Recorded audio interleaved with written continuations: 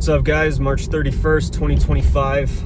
It's about 1:25 p.m., so that means about an hour and a half ago I hit, I think day 12. So that means 11 full days, no Kratom, down the drain, and now I am entering, or rather in, day 12. I woke up pretty good this morning. I woke up with heavy, the sensation I used to get while using Kratom heavily, like my eyelids have weights on them. I'm not quite sure what that's about, although I have a feeling it has something to do with some of the things I ingested yesterday. Nothing bad, maybe just like some unhealthy foods. Maybe I didn't hydrate as much as I should have. I don't even know. And I did have not even half a glass of wine. I had a quarter, you know what I'm saying? I don't even know why. I actually just wanted to try a new wine and it was there. So I was like, let me just taste this. I feel like that shouldn't be enough to do it. But anyway, I woke up and it's not like I was in acutes, but I was feeling more little shivers this morning, a little chilly. But it's hard to say whether those are acutes still or I guess they have to be, right? I think after some prolonged usage, you are going to feel acutes. A lot of people say all you got to do is get 5-6 days down and the acutes are gone. And I don't think that's true for everybody, especially not me. I've said it before, but I'm particularly sensitive to this shit apparently. It lasts a long time for me, but for many others, perhaps even the majority, it doesn't last, as long. And even then it was extremely bearable. It wasn't even that big of a deal. And it seemed actually tied to the stuff I was watching and listening to in a good way. Good music, rewatching some of my favorite scenes from movies. I don't know if you guys have seen the British show Utopia. I call it a fucking masterpiece, the original. Don't watch the American version, that sucks. It should be put down like a sick dog. Watch the original. But man, I was watching scenes this morning when I woke up and it was just flashes of shivers and goosebumps nonstop. So it's good feelings, right? Because the enjoyment of such things is coming back, but it's coming back too strong. The best way I could describe where I'm at now is minimal physical discomfort, but very emotional, and it mostly comes at night. So the best way I can describe the emotional side of my progress and where I'm at currently is imagine yourself wanting to cry at dog food commercials. What the fuck? That's basically what I don't know, post-acutes or pause is all about, man. It's just weird shit. I'll give you a perfect example. Yesterday I was mentally strong all day and physically so, you know what I mean? Don't get me wrong, I'm not 100%, I'm well below it, but that big leap in improvement has made all the difference, right? But check this, sometime around 4 o'clock last night, I was up in my room, and if you watch my earlier videos, you'll see that I have bird feeders. I enjoy watching the birds. I'm a fucking old man, but come on, you don't have to be an old man to appreciate our little flying friends out there. And I look out my window, dude, and I see a dove, and it's hurt, it's wounded, and it's using its wings to desperately drag itself across the ground. And I noticed right there, bam, sadness from there on out. And it wasn't even the whole night I was thinking, oh my god, that poor dove, oh my god. It was just that was enough to sort of throw my mental positivity way out of whack. And it had something to do with just how fucking desperate the poor thing looked, man. It was pathetic, just any animal suffering would appear, any human suffering would appear, right? Down and out. Now, good news is I think the dove is fine. I did some investigation. I went out, I checked on it, I kept the cats inside so they don't become food, so it didn't become food, you know what I mean? But man, as I saw that, right around the same time, the clouds were rolling in, the rain was coming, it was a Sunday night, the streets were emptying out, it became a ghost town, basically. Nobody around, nobody to talk to, just me, myself, and I in my mind, right? Good news is I went out later to check on the little guy and he was nowhere to be found. There was no plumes of feathers anywhere, meaning there was no crime scene to attend to, meaning no cat got to the little fella. And I gotta say, he looked more wounded than I think he actually was, because he was chilling, he was alert, he was even eating. So I think he might have bonked the fence or something like that and just got a little dizzy or something and had to chill out for a bit. So I don't know, not much to report, guys. Really, not much to report. The biggest update here is the emotional side of it, and I'm having a real hard time articulating it. I think the best you're gonna get out of me is literally the concept of like wanting to cry at dog food commercials and stupid shit. You know what I'm saying? Like stuff that shouldn't want to make you emotional. And it's kind of funny, actually. Like that's how I try and turn it back to like positivity. It's like a scene of a grown man like crying at like a dog food commercial is kind of funny if you think about it, you know what I mean? So I noticed that like a lot, like you'll be confronted with like some really strange emotions, some strange ups and downs, perhaps. Other people are much more emotionally resilient. I find myself to be a bit weak in that respect. And it's weird because like even before the K, like I started using it, like I wasn't really all that sensitive, you know what I'm saying? Like I'm a sensitive dude, but not like that, you know what I mean? So that's definitely part of like abstaining from this bullshit, you know?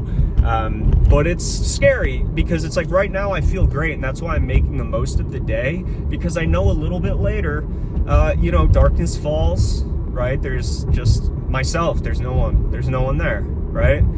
Yeah, I've got my friends, I've got, you know, I'm pretty good. I'm not homeless, and I'm not literally like in solitary confinement. But like, man, people are busy. I'm not like, you know, nobody's has the responsibility to sit here and help me deal with my bullshit by just talking about bullshit with me to distract me, right? Like I got to get through this myself.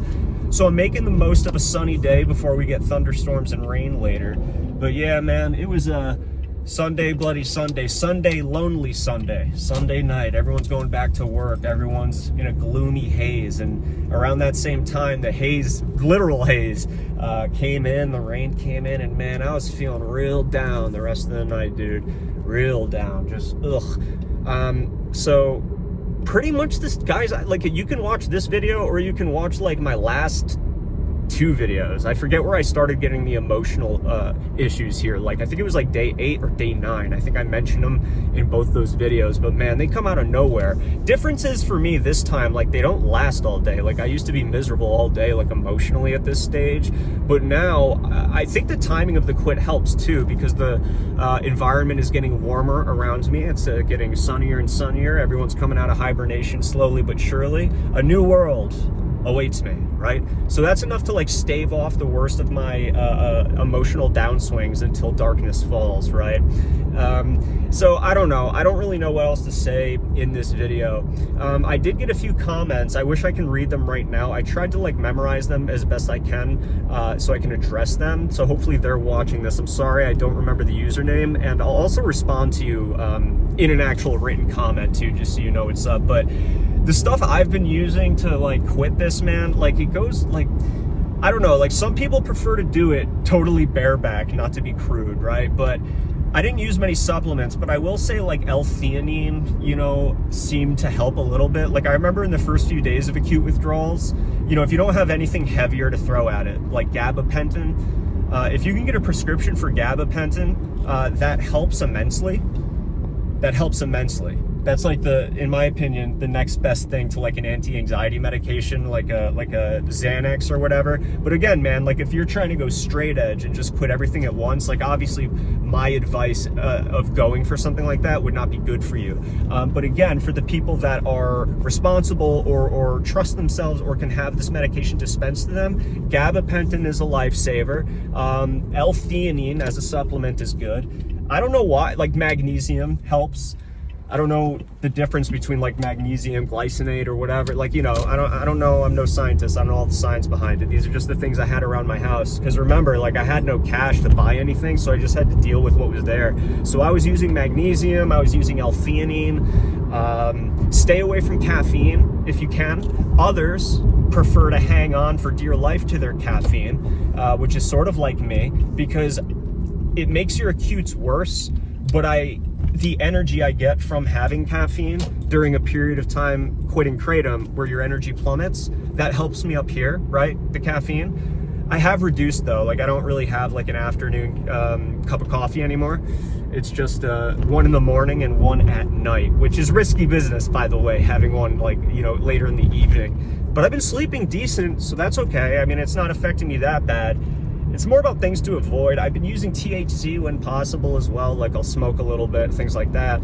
But like, again, even that, it gets to a point, man, where like nothing truly helps but time. That's it. Like, you could try anything you want. Like, you can have all the Xan bars in the world, and look, it's only gonna dull the sharp edge of the blade of withdrawals for so long, my friends, right?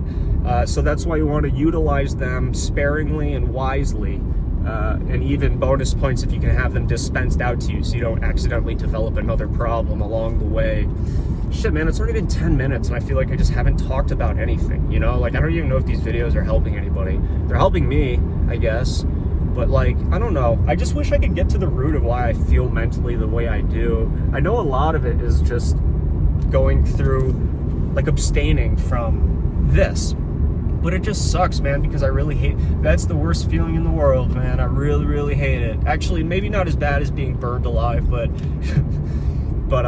just an aching loneliness, intense depression, waves of it, only resolved by like momentary distractions, you know? I go to lift weights, it alleviates it for a little bit, but then it comes back because I'm brought back to reality. Well, there goes gravity. You know what I mean? I'm back in my quitting Kratom world, and I'm like, fuck, day 12, so far out, but so long to go. You know, these are the thoughts that fuck with you, man. These are the thoughts that mess with you. So you got to stay healthy in these first weeks, man. Or especially the first week, dude. Especially the first week. I'm going to pause the video until I figure out anything productive to tell you guys. Hold on. Actually, I guess I'll just add a positive. So I think I mentioned it in a previous video that I have money coming in on April 1st. I can't believe it's already almost here, guys, tomorrow.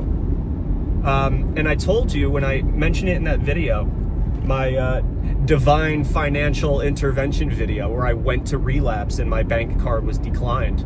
That had me really worried that by the time April 1st comes around and payday comes around, that I wouldn't be strong enough to withstand getting that money and not spending it on the K. But I have to say, dude, it's actually not a thought in my mind right now. Dude, I have no doubt in my mind right now that I am strong enough to get that money and not spend it on that sludge, right? Now, make no mistake, I already arranged reinforcements, okay? I already arranged reinforcements in case I do get weak.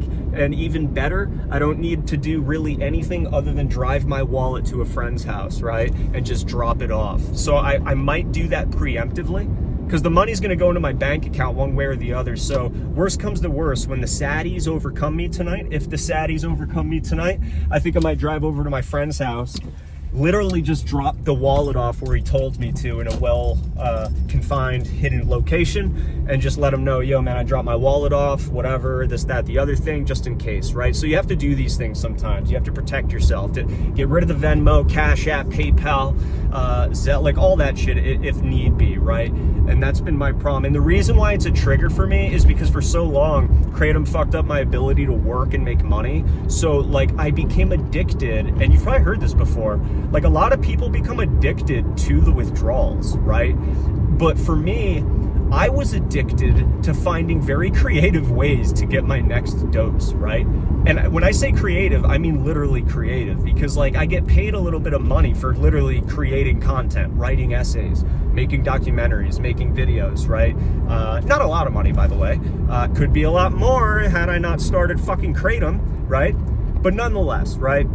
So for so long, that first of the month payday was like this sweet relief of like, finally I can fucking get like just a little dose, you know what I mean? Like after I paid my car bill, like whatever, you know, my phone, this and that.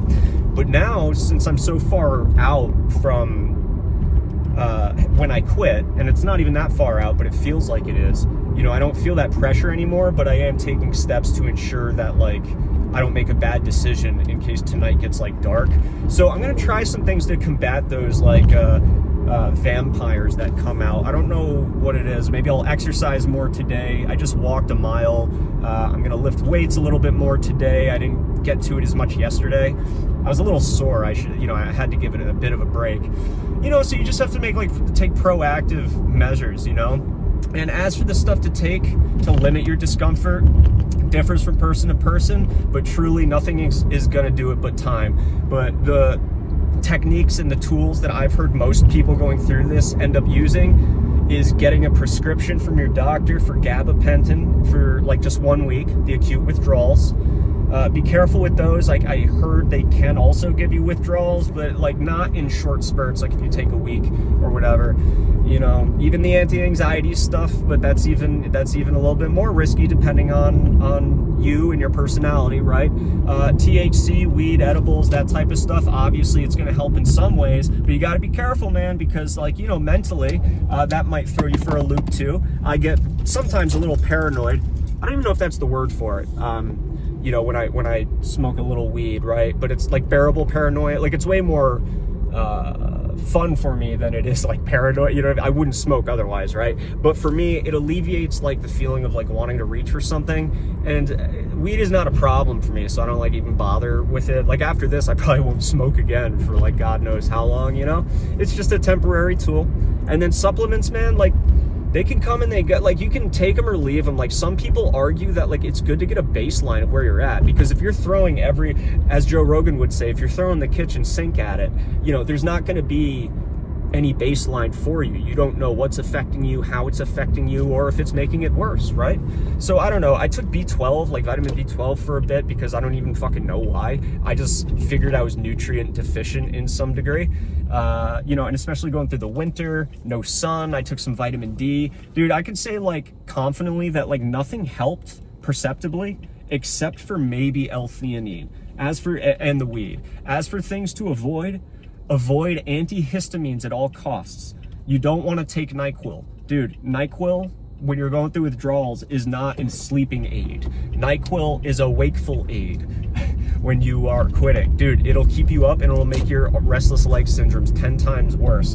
And you might not expect this. You might be surprised to hear this, but melatonin has the same effect. I tried melatonin thinking, okay, that's not an antihistamine, blah, blah, blah, blah, blah. It's not like NyQuil. Dude, shit, man. I tried it last time and it really fucked me up that night. It didn't get me to sleep at all. It gave me the feeling of tiredness, but with like restless legs 10 times worse, right? So you have to know yourself the best. It's more about like knowing what to avoid rather than knowing what to take, because to be quite frank with you, there is nothing that a drugstore filled with like legal supplements is going to give you that truly takes the pain away. And look, we're at where we're at because we tried to take the pain away, some sort of pain away, by a substance, right? And look where it got us. Obviously, taking L-theanine isn't gonna get you here where I'm at, but I'm just saying that, like, sometimes it's good to just sit and wallow in the pain before you go reaching for like all this other stuff, right? But L-theanine is relatively harmless. I mean, that's the stuff that's in like green tea and stuff, you know what I mean? So I would advise that. Anyway, real scattered video here, guys. Like, mentally more clear, but just foggy, just like, I don't know, I'm finicky, man. Like, I'm finicky. I feel a bit strange. I feel a bit off. I feel like I'm not myself, while simultaneously I feel like I'm becoming myself more and more every day. But I have some problems I gotta get to the root of, and I don't know how to get to the root of them because they're not obvious. You know, like, I just wish my problems were more obvious, or the reasons for my problems. I wish they were obvious. Like, why do I feel this way? Why do I feel that way? Why, you know what I mean? And I just can't figure it out. I think really it comes down to a change in environment. I think I've overstayed my welcome here. I haven't, literally, but like with myself, I think I've worn out the glimmer and glisten of my immediate environment. There's nothing here for me anymore. It's a beautiful location to be at, but when you're here your whole life, man, I'm craving something new. And I really think if some gigantic hand were to come out of the sky, pluck me out of my current existence and drop me somewhere else in the United States, preferably somewhere with warm weather, man, I guarantee you I'd be faring a lot better. But this is where I don't understand where my problems come in. Is like, why don't I want to do that? Like, why don't I want to just do that myself? Why don't I just want to, like, say, I think I want to relocate? You know, I've got a full tank of gas. Why don't I just go spend the day somewhere else?